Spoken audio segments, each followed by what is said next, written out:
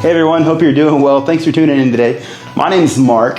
Have you ever had a week that felt like it was a month? I mean, just so many bad things happened over the course of the week that it just felt like you could fit a month's worth of activity into it. I was talking with a friend recently who had one of those kind of weeks. Like work wasn't great, home life wasn't stellar, some of their hobbies and personal pursuits, and then even church life wasn't excellent either.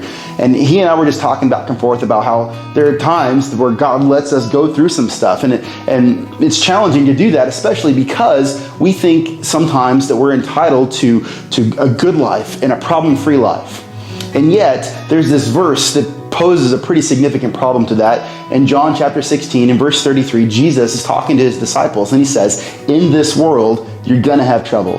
So while you're living and breathing and interacting with this world, here's a constant that you can take to the bank. Here's something that you can just hang your hat on. You're going to have trouble. It's going to happen. It's not if, but when.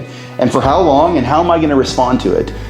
In fact, one of the things that makes me laugh when I read the Gospels is that the disciples are so shocked when Jesus goes to the cross. And yet, in Matthew, Mark, and Luke, 2 times in each of those Gospels, Jesus literally tells the disciples themselves, the Son of Man is going to be betrayed by sinful man and handed over to be tortured or suffer, rather. And this isn't kind of trivial suffering. This is torturous kind of suffering that Jesus is going to go through.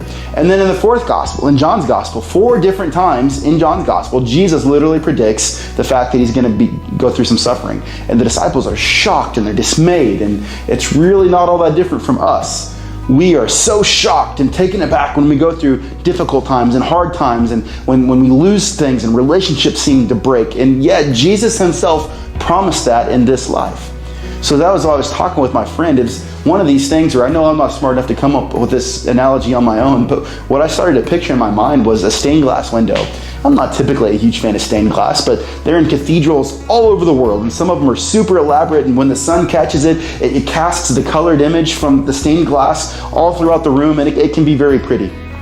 But I begin to think and wonder about the stained glass. When one of the panes of stained glass becomes broken, all of a sudden unfiltered UV light comes through, and we can actually see light as it is, not as it's colored, not as it's been stained by the glass. And what a wonderful picture for our lives. You and I are a whole lot like stained glass because we have been stained by sin and trouble and heartache and hurt. And because of the stain and the perspective that we have, the light of Jesus Christ doesn't always shine through unfiltered. But when we go through heartache, when we go through trouble, and when we experience resistance, all of a sudden, it's like we're breaking a little bit and we become vulnerable. And then the real light of Jesus gets to shine through unfiltered when we experience those trouble. And people begin to see the goodness and the grace of God through us. And so maybe you're struggling today, and maybe you're going through a season that just seems unreasonably difficult, and you're really angry with God.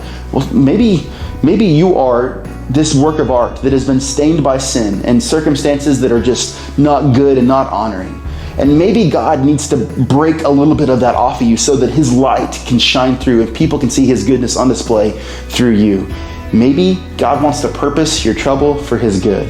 That's why John 16:33, the whole verse says, in this world you will have trouble, but take heart. Jesus said, I've overcome the world. That's the good news we have in Jesus Christ. I hope that's helpful, and I hope that's a perspective that benefits you today. We'll see you next time. Bye.